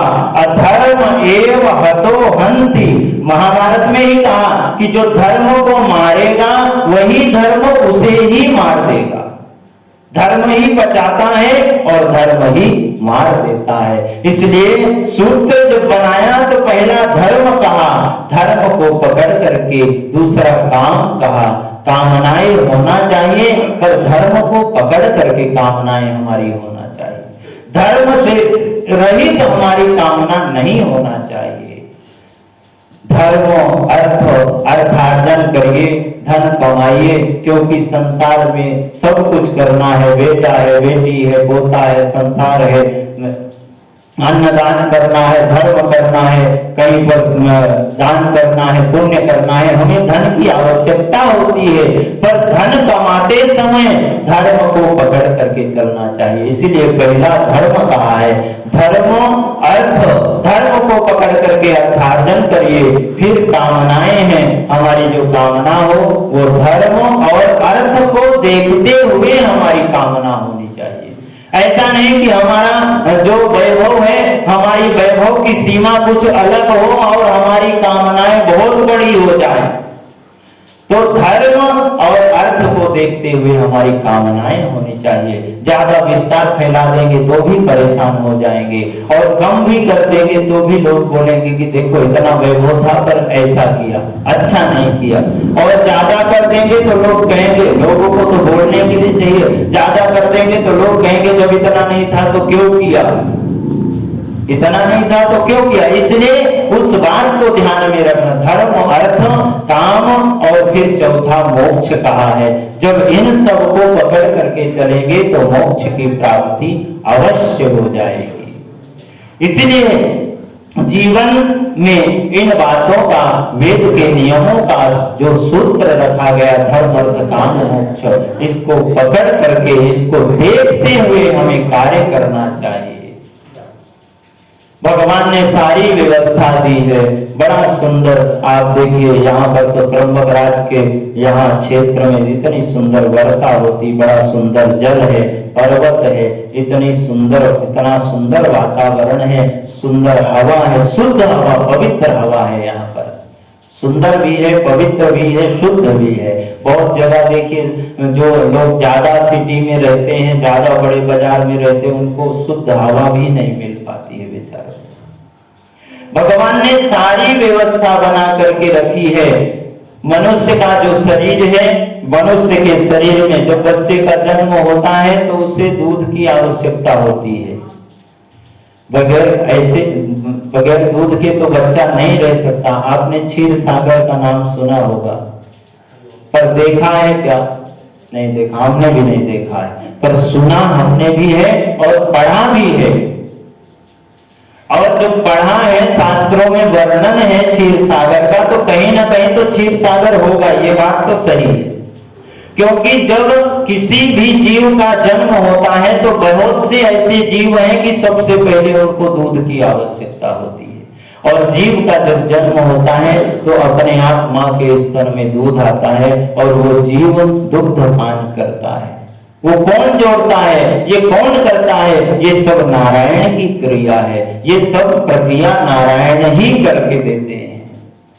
और आप देखिए जब बच्चा थोड़ा बड़ा होता है तो दूध के दांत आ जाते हैं, छोटे छोटे दांत आ जाते हैं। फिर भगवान को लगता है कि अब इस बच्चे को दूध की आवश्यकता नहीं है, तो अपने आप मां के स्तन में दूध आना बंद हो जाता है। ये भगवान नारायण की कृपा है। दूध के दांत आते हैं, फिर कुछ खाने लगता है, फिर जब ज्यादा जड़ वस्तुएं खाने लगता है बच्चा, तो दूध के जो दांत होते हैं वो निकल जाते हैं, अपने आप निकलने लगते हैं। ये प्राकृतिक है सब, किसी को कोई पत्र नहीं देना पड़ता कि अब बच्चा जड़ वस्तुएं खाएगा, दांत निकालो। भगवान सब देखते हैं, उनके कैमरे में सब चल रहा है, कब किसको किस चीज की आवश्यकता है भगवान सब उस समय पर उपलब्ध कराते हैं। दूध के दांत निकल जाते हैं, मजबूत दांत आ जाते हैं। फिर जो पेट में मशीन है वो मंदाग्नि रहती पहले, फिर जठराग्नि हो जाती है, ज्यादा खाता है और ज्यादा पचा सकता है। ये भगवान की व्यवस्था है। फिर सब संसार हुआ, घर परिवार हुआ, विवाह हुआ, है बेटा बेटी हुए, ये सब हुआ। फिर 50 वर्ष के आगे जब निकल जाता है ये जीव, तो 51 वर्ष हो जाते। 51 उसमें वन शब्द आ जाता है। वन शब्द अर्थात आप पहले सुनते थे, कथाओं में पढ़े होंगे कि राजा राज्य करते हैं, फिर वानप्रस्थ चले जाते, वन में जाकर के पहले के लोग भजन करते थे उत्तरावस्था में। पहले जितने भी ग्रंथ लिखे गए उसमें कहीं भी ऐसा वर्णन नहीं कि बेटे ने पिता की सेवा नहीं की, माता की सेवा नहीं की। क्यों? क्योंकि पिताजी रहते ही नहीं थे। जब उत्तरावस्था आती तो वन में चले जाते थे भगवान के भजन करने के लिए। अब अवस्था हो गई, अब तो जीव की दशा ऐसी हो गई कि जब तक प्राण नहीं छूते तब तक कितना ये करना है, वो करना है, वो करना है। भगवान की व्यवस्था है। 51 वर्ष हो गए, घर का परित्याग करिए, वन में जाइए, भजन करिए और सुंदर फल खाइए। कितने सुंदर सुंदर फल भगवान बना, केला का फल, हलवा खाना हो तो बिना दांत के, अब दांत भी निकलने लगते हैं ना वृद्धावस्था में। भगवान कहते हैं हमारे दांत निकालो, दूसरे को देना है। पर जीव भी इतना होशियार होता कि बढ़िया सेट वाले दांत लगा लेते हैं। अब सेट वाले कितने भी अच्छे दांत लगा लो, पर अंदर की जो मशीन है वो तो भगवान के हाथ में, उसको जठराग्नि को मंदाग्नि कर देते हैं। फिर से ज्यादा खाएंगे पचेगा नहीं, फिर एसिडिटी होगी। डॉक्टर कहेगा थोड़ा खाइए, नहीं एसिडिटी बढ़ जाएगी। तेल कम खाइए, एसिडिटी क्यों होती है? क्योंकि अंदर की मशीन पचा नहीं रही है उस चीज को। भगवान की व्यवस्था के अनुसार, नियम के अनुसार अगर जीव चलेगा तो उसे दुख हो ही नहीं सकता है। पर जीव भी बड़ा हठी है, मानता नहीं है। इसलिए भागवतकार 4 प्रकार की उपमा जीव की बताई हैं। स्ववित वराहोष्ठ करैहि संस्तुतः।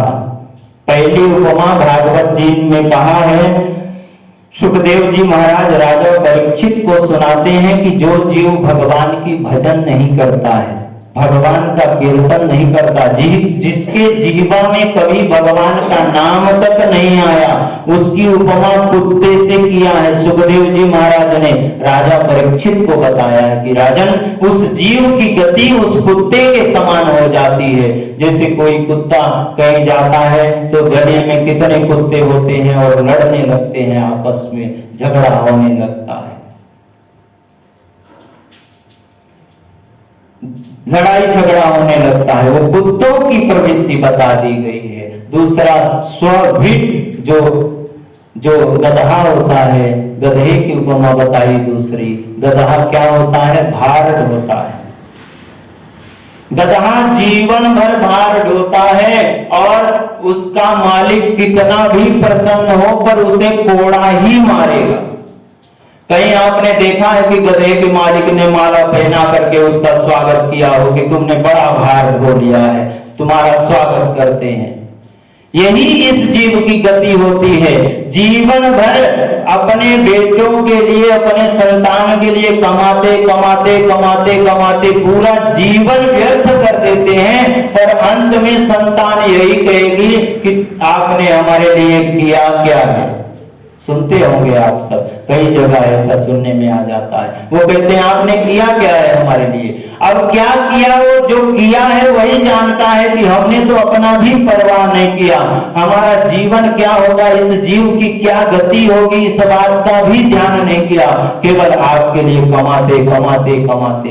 वो गधे की उपमा दी गई है कि उसको कभी इनाम मिलता नहीं है।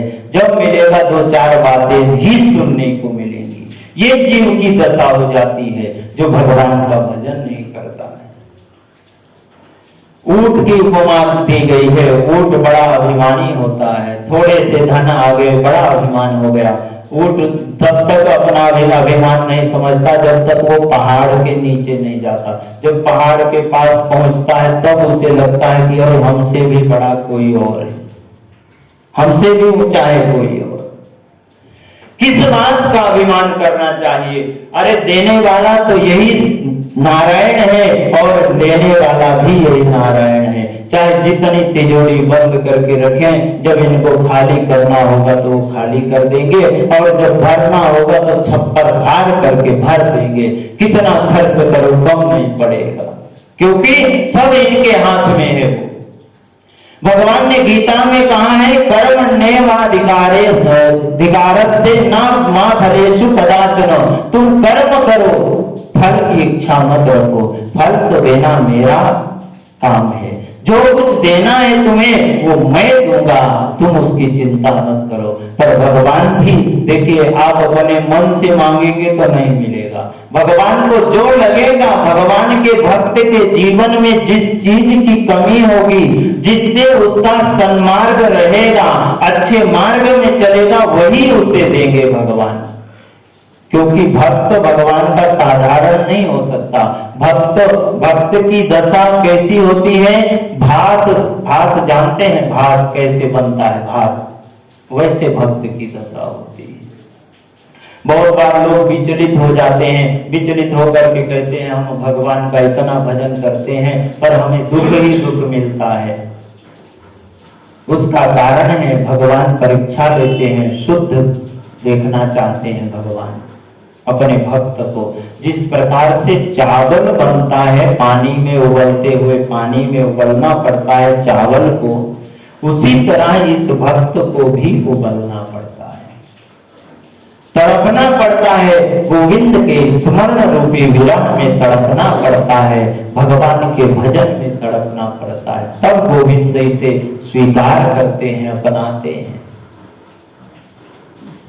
और इस कलिकाल में तो बड़ा सरल है। भगवान थोड़े से प्रयत्न में कई बार भगवान का साक्षात्कार हो जाता है, पर जिसे साक्षात्कार होता है वो दिखाता नहीं है, जिसे नहीं होता वो दिखाता है। बड़ा दिखावा होता है, वो पता कुछ नहीं होता पर बड़ा दिखावा करते हैं लोग। एक बार एक व्यक्ति की नाक कट गई, कैसे कट गई होगी, कहीं गिर गया होगा या कोई एक्सीडेंट कुछ हो गया, नाक कट गई उसकी। अब जब उसकी नाक कट गई बेचारे की, तो क्या करे, गांव वाले बड़े परेशान करते। कोई कहता तो बड़े सम्मान से, पर कहता कैसे है, नकटे चाचा, नकटे ताऊ, नकटे भैया, ऐसा बोलते तो उसे बड़ा कष्ट होता कि ये हमारे नाक पर ही क्यों आ जाते। अच्छा कोई और अंग हो तो चश्मा, आंख में कोई दिक्कत हो तो चश्मा लगा ले, कान में हो तो टोपी पहन ले, वो भी बन जाएगा। पर नाक का क्या करे बेचारा। अब उसने सोचा क्या करे, इससे बचने के लिए कोई उपाय करना चाहिए। अब उसने बाबा बनने का निर्णय लिया, कहा अब हम महात्मा बन जाएंगे, महात्मा बन जाएंगे तो ये संसार के लोगों से पीछा छूट जाएगा। अब जब महात्मा बन गए तब लोग नकटे बाबा आ गए, नकटे स्वामी जी आ गए, अब भी वही हाल है, नकटे। तो उन्होंने सोचा कि अब क्या करें, अब ये नकटे का हाल तो बड़ा बेकार है, क्या करना चाहिए। एक दिन एक भगत ने पूछ लिया आपकी नाक कैसे कट गई। तो उन्होंने बैठा है, कहा ये इसका इतिहास बहुत बड़ा है, अब तुम्हारे पास समय हो तो बताओ। कहा बताओ महाराज। कहा एक बार हम तपस्या कर रहे थे तो भगवान आ गए। भगवान ने कहा तुम नाक काट लो तो मैं तुम्हें दर्शन दूंगा और तुम्हारे साथ भी रहूंगा, और अगर तुम जिसकी नाक तुम काट दोगे उसके साथ भी मैं रहूंगा, उसे भी मैं दर्शन दूंगा। अब कुछ दिखा नहीं पर पीछा छुड़ाना है। अब बेचारे ने वो दूसरा भगत सोचा कि चलो अच्छा है भगवान दिख जाए, नाक कट जाए तो इससे क्या फर्क पड़ता है, नाक ही कटेगी और क्या होगा इससे ज्यादा। उसने कहा महाराज हमारी भी नाक काट दो, भगवान के दर्शन हो जाएंगे। अब उसकी भी नाक काट दिए, दिखा कुछ नहीं। जब कुछ नहीं दिखा तो उसने कहा महाराज कहा यही हाल तो हमारा भी है, हमें भी कुछ दिखता नहीं, पर इस संसार से बचने के लिए क्या करें, एक से भले दो हो गए कम से कम, तुम हो गए हमारे साथी। अब उसने भी ऐसे ही थोड़ा माहौल बनाया, कहा अरे भगवान के बड़े सामने दिख रहे भगवान, भगवान सामने देखो दिख रहे, कहाँ दिख रहे, कहा पहले नाक कटवानी पड़ेगी। अब देखो भीड़ शुरू हो गई, कितने लोग, जिसकी कटी उसने बताया नहीं कि कोई फायदा नहीं है। अब जहां भीड़ इकट्ठा हुई वहां लोग चाहे कुछ जाने समझे नहीं पर वहां इकट्ठा हो जाएंगे लोग। ये दशा है इस संसार की, पता कुछ नहीं है, कुछ भी मालूम नहीं है। साक्षात्कार जिसे होता है वो कभी बताता ही नहीं है, पर जिसे नहीं होता वो आडंबर दिखा करके अरे भगवान के दर्शन, पता नहीं कितने लोगों की उन्होंने नाक काट दी पर किसी को भगवान के दर्शन। ये दशा है इस संसार में, आडंबर के पीछे ज्यादा भागते हैं। भगवान का भजन करना चाहिए, गोविंद का स्मरण, भगवान की सारी व्यवस्थाएं हैं, वन में सुंदर भजन करिए, दसमस्य पाठात गोविंद का भजन करिए और भगवान का चिंतन करते हुए प्राणायाम इत्यादि नियमों से इस प्राण वायु को खींचने की प्रक्रिया, पहले ऐसे प्राण त्यागते थे, प्राण वायु को खींच करके भगवान के चरणों में लगा दिया और कब प्राणांत हो गए पता ही नहीं चलता, कब शरीर चला गया, कब ये जीव चला गया कुछ पता नहीं चलता था। इसलिए पहले सेवा की जरूरत पड़ती नहीं थी, पर अब सेवा की जरूरत पड़ती है।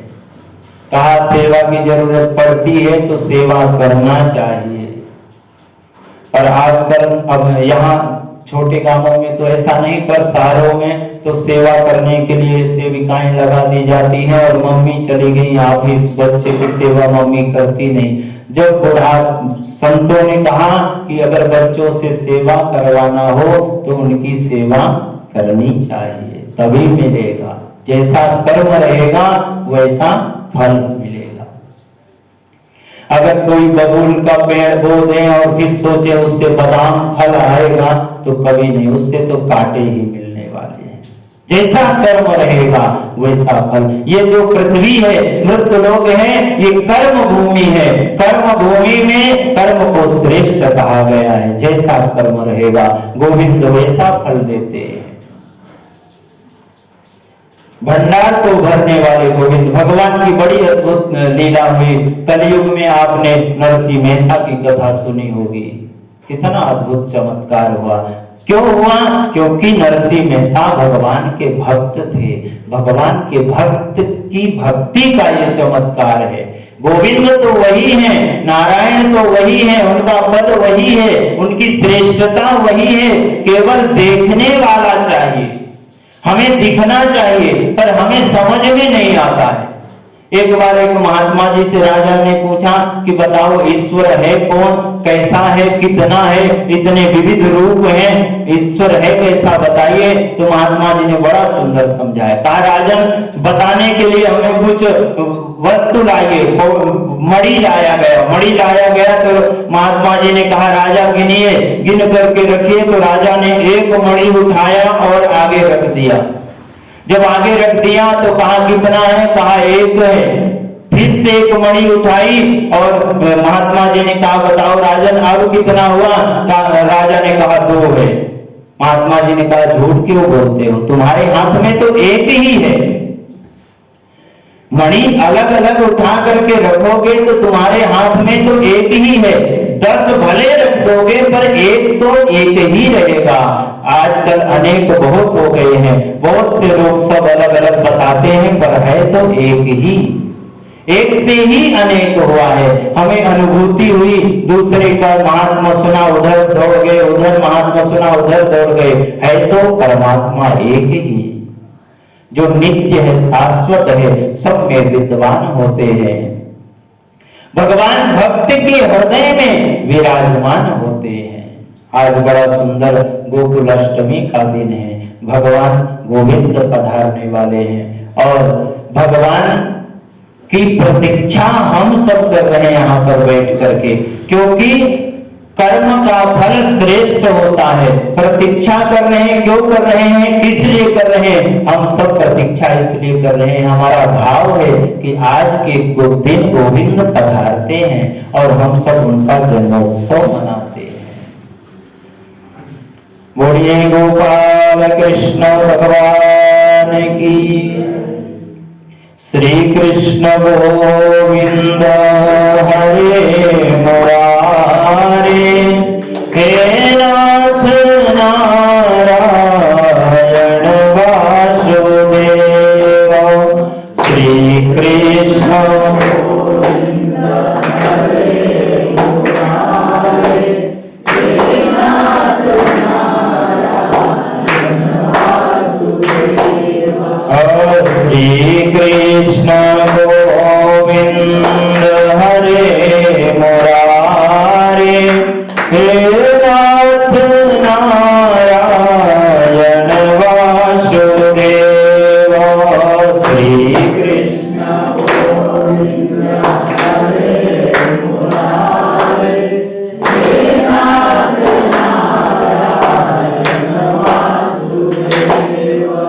हे नाथ नारायण वासुदेव, हे राम नारायण वासुदेव। हे नाथ नारायण वासुदेव, हे नाथ नारायण वासुदेव। हे नाथ नारायण वासुदेव, हे राम नारायण वासुदेव। हे नाथ नारायण वासुदेव, हे नाथ नारायण वासुदेव। श्री कृष्ण गोविंद हरे मुरारे, हे नाथ नारायण वासुदेव। श्री कृष्ण गोविंद हरे मुरारे, हे नाथ नारायण वासुदेव। गोपाल मेरी यही प्रार्थना है, बोलो न मैं नाम कभी तुम्हारा। गोपाल मेरी यही प्रार्थना है, बोलो न मैं नाम कभी तुम्हारा। निष्काम होके मैं दिन रात गाऊं, हे नाथ नारायण वासुदेव। निष्काम होके मैं दिन रात गाऊं, हे नाथ नारायण वासुदेव। श्री कृष्ण गोविंद हरे मुरारे, हे नाथ नारायण वासुदेव। श्री कृष्ण गोविंद हरे मुरारे, हे नाथ नारायण वासुदेव।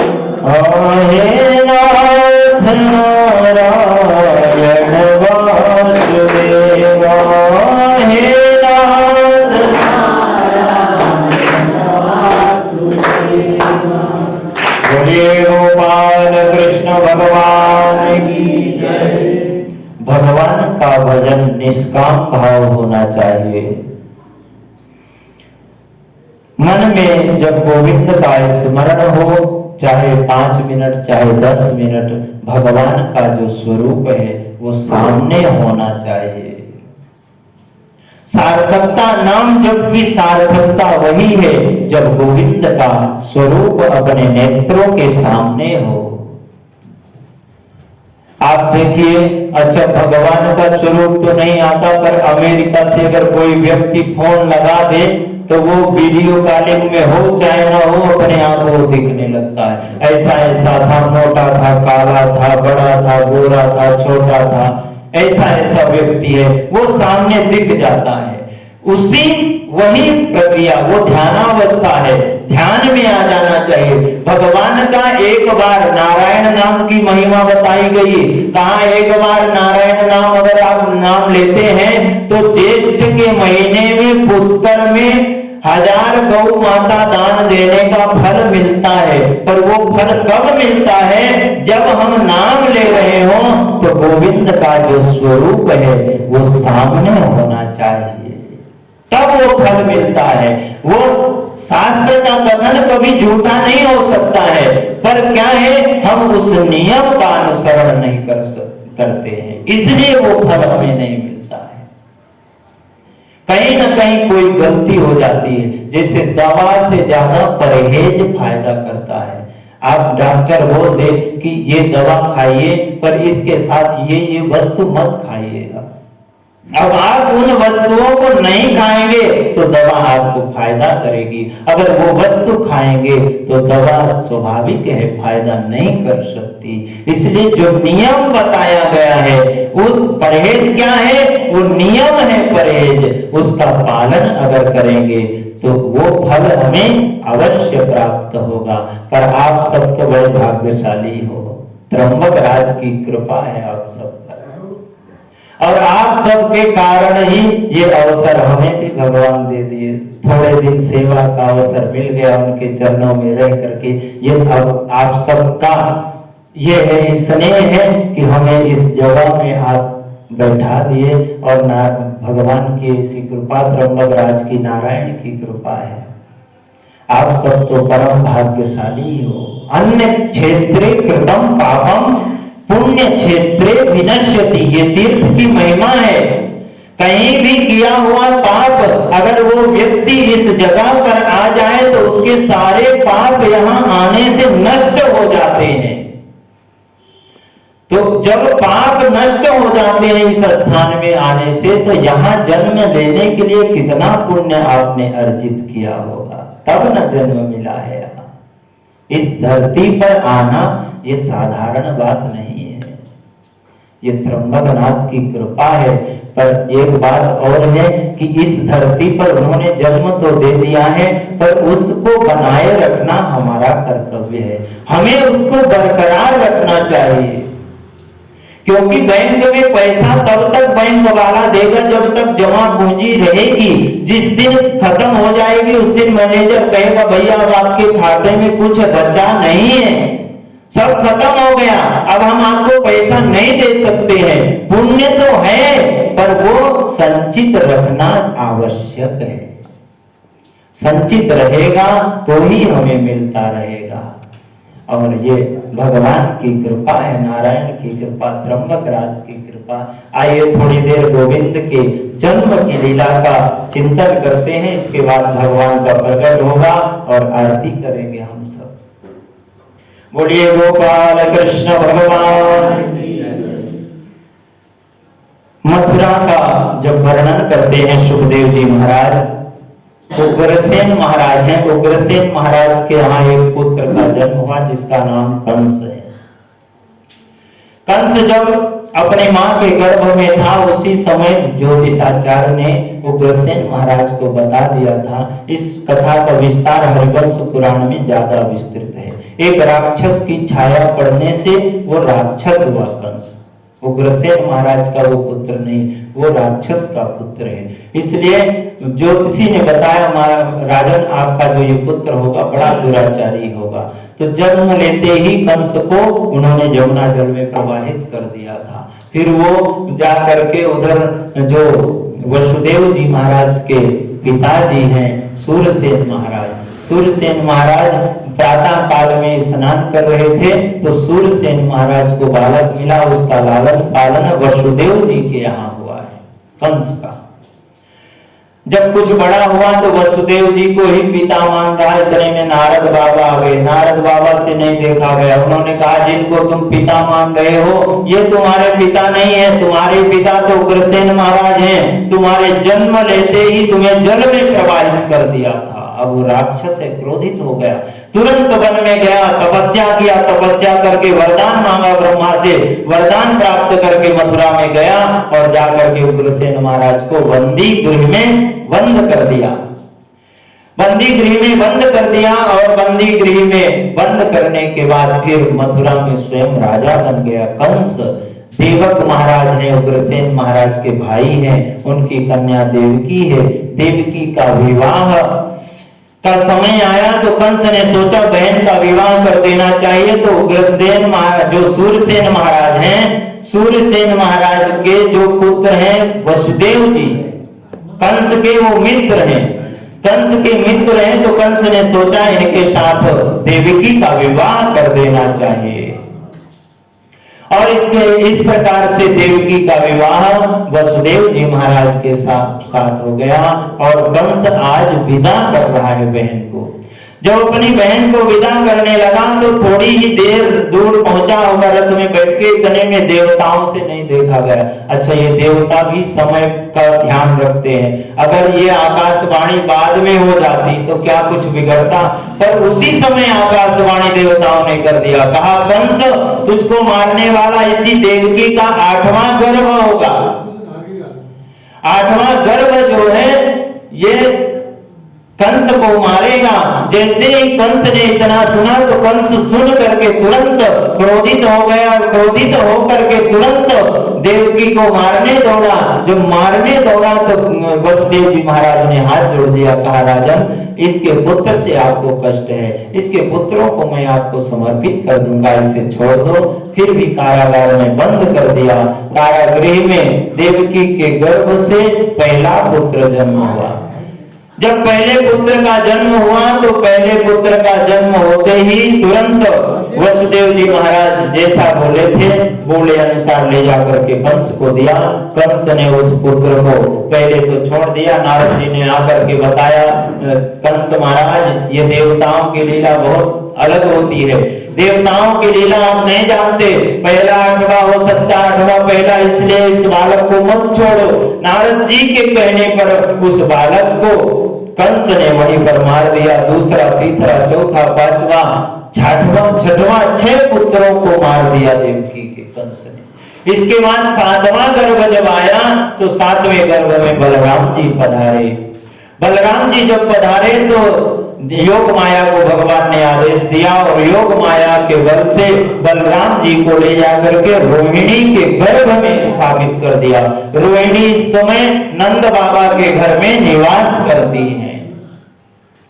रोहिणी के गर्भ में स्थापित कर दिया। इसके बाद गर्भ में स्थापित कर दिया, बलराम जी का जन्म हुआ। इस प्रकार से 7 पुत्रों का जन्म हुआ। 8वां गर्भ जो है, 8वें गर्भ में गोविंद पधारे देवकी मैया के। जब 8वें गर्भ में गोविंद पधारे तो देवकी मैया का स्वरूप बड़ा दिव्य हो गया, सुंदर स्वरूप हो गया। मथुरा में जैसे वसंत ऋतु का आगमन हो गया हो ऐसा स्वरूप हो गया देवकी मैया का, और मथुरा का वातावरण ऐसा हो गया। आज भाद्रपद कृष्ण पक्ष अष्टमी तिथि आई। जब भगवान राम जी का जन्म हुआ था तो राम जी का जन्म होने के बाद सूर्य भगवान 1 महीने तक एक जगह पर स्थिर थे, हिले ही नहीं। तो रात्रि का नंबर ही नहीं आया दर्शन करने का। चंद्रदेव बेचारे परेशान थे। तब किसी तरह लुक छिप करके रात्रि गई, भगवान के पैर पकड़ दी राम जी की। तो राम जी ने कहा देवी इस बार तो 12 बजे दिन में जन्म हुआ है, पर तुम्हारा जब वास्तविक रूप होगा तब बताओ मैं जन्म लूंगा। रात्रि ने कहा कि भाद्रपद कृष्ण पक्ष में हमारा वास्तविक स्वरूप होता है। तब भगवान ने कहा जाओ अगला जब जन्म होगा हमारा तो भाद्रपद कृष्ण पक्ष में ही होगा। आज वही समय आया, भाद्रपद कृष्ण पक्ष अष्टमी तिथि है। अष्टमी तिथि में भगवान के अवतार का समय आया। भगवान ने रात्रि को जो वरदान दिया है, इसलिए भगवान रात्रि के 12 बजे आज प्रादुर्भाव होना। पहले तो भगवान देवकी मैया के सामने चतुर्भुज रूप में प्रकट हुए।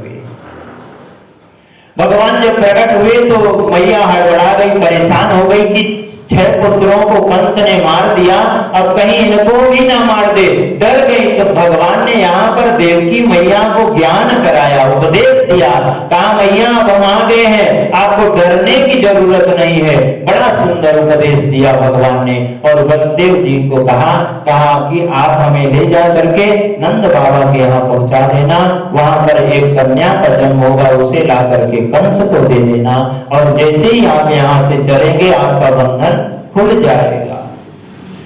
अब देवकी मैया ने प्रार्थना की, प्रभु बालक रूप में आइए। भगवान बालक रूप में प्रकट हुआ। भगवान का बोलिए बाल कृष्ण भगवान की। बालक रूप में हुए। इसके बाद वसुदेव जी महाराज एक टोकरी में लेकर के सिर में रख लिए, परमात्मा को सिर में रख लिए। वसुदेव जी अभी तक बंधन में बंधे हुए थे, पर जब गोविंद को अपने सिर पर रखा, गोविंद को सिर पर पधरा दिया तो सारे बंधन छूट गए। जो ताला बंद था कारागृह में वो भी छूट गया। जो सेवक वहां नौकर थे वो सब सो गए योग माया के बल से। और वसुदेव जी महाराज ले जाकर के नंद भवन में, वहां जो नंद रानी है, नंद रानी के पास ले जाकर के उन्हें पधरा दिया और योग माया को लेकर के आए, इधर कंस को दे दिया। और जैसे ही कंस को समर्पित किया, कंस ने उस कन्या को मारना चाहा, बड़े जोर से ऊपर उठाया, पत्थर में पटकना चाहते, इतने में योग माया जो है वैष्णवी रूप जो देवी है, भगवती है, वो जा करके वहां से अदृश्य हो गई और आकाशवाणी हो गई कि कंस तुझे मारने वाला जो देवकी का 8वां गर्भ है उसका जन्म तो हो चुका है। और वही जाकर के जो भगवती है विंध्याचल में विंध्यवासिनी माता के रूप में विराजमान हुई। बोलिए विंध्यवासिनी मैया की जय।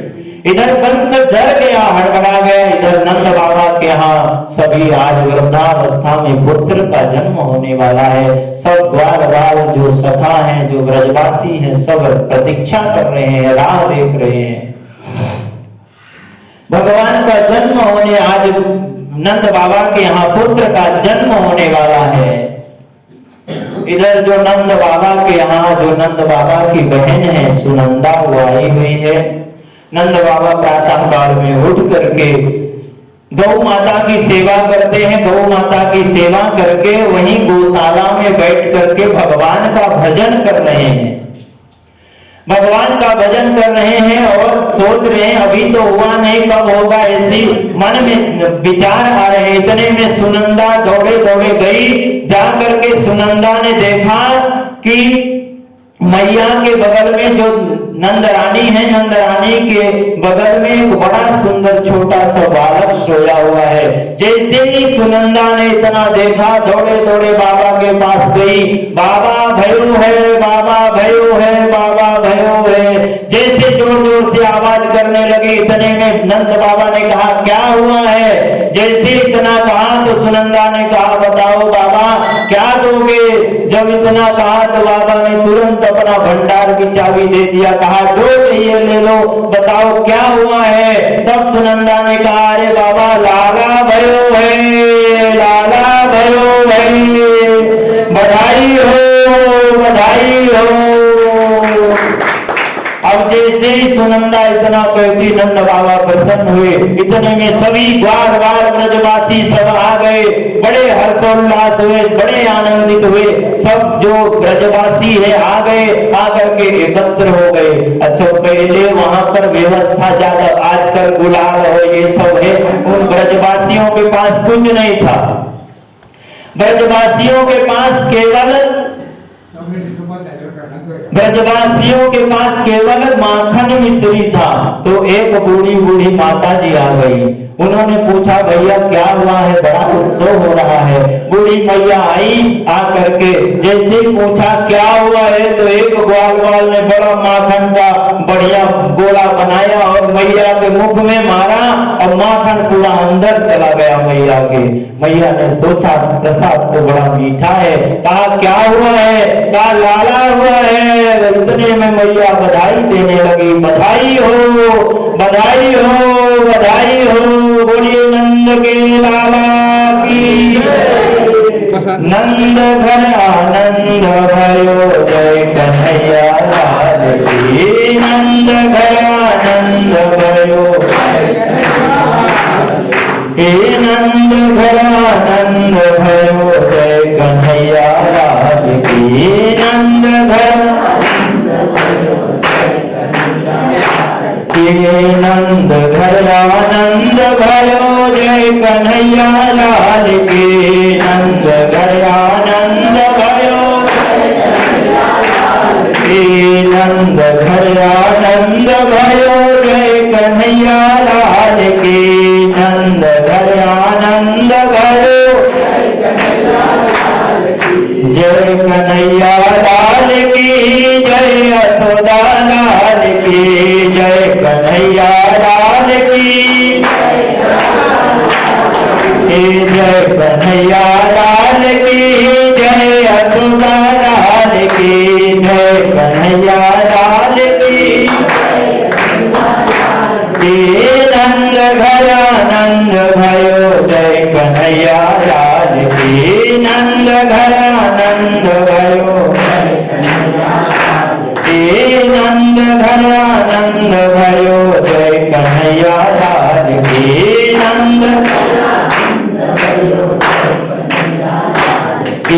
काको देने हाथी घोड़ा, काको देने काल के। काको देने हाथी घोड़ा, बूढ़न को हाथी घोड़ा, छोरन को काल की। बूढ़न को हाथी के। नंद घर आनंद भयो, जय कन्हैया लाल के। नंद घर आनंद भयो, जय कन्हैया। जय कन्हैया लाल की, जय यशोदा लाल की। जय कन्हैया लाल की, जय यशोदा लाल की। नंद घर आनंद भयो, जय कन्हैया लाल की। नंद घर आनंद भयो, जय कन्हैया लाल की। नंद घर आनंद भयो, जय कन्हैया लाल की। जय यशोदा लाल की। जय कन्हैया लाल की। जय कन्हैया लाल की। जय यशोदा लाल की। जय कन्हैया लाल की। नंद घर आनंद भयो, जय कन्हैया लाल की। नंद घर आनंद भयो, नंद घर आनंद भयो, जय कन्हैया लाल की। नंद घर आनंद भयो, नंद घर आनंद भयो, जय कन्हैया लाल की। नंद घर आनंद भयो, जय कन्हैया। नंद के लाला की बधाई हो, सभी भक्तों को बधाई हो। बोलिए बाल कृष्ण लाल की, लक्ष्मी नारायण भगवान की, वृंदावन बिहारी लाल की, त्र्यंबकराज भगवान की, सब संत समाज की, सर्वदेव वही गौ माता की, सनातन वैदिक हिंदू धर्म की अधर्म का प्राणियों में विश्व का जय जय श्री राधे। नमः पार्वती पतये हर हर। आए हुए सभी भक्तों की जय हो। आप सब आए, बहुत अच्छा हुआ।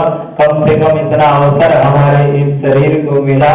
यहाँ पर भक्त बहुत बढ़िया।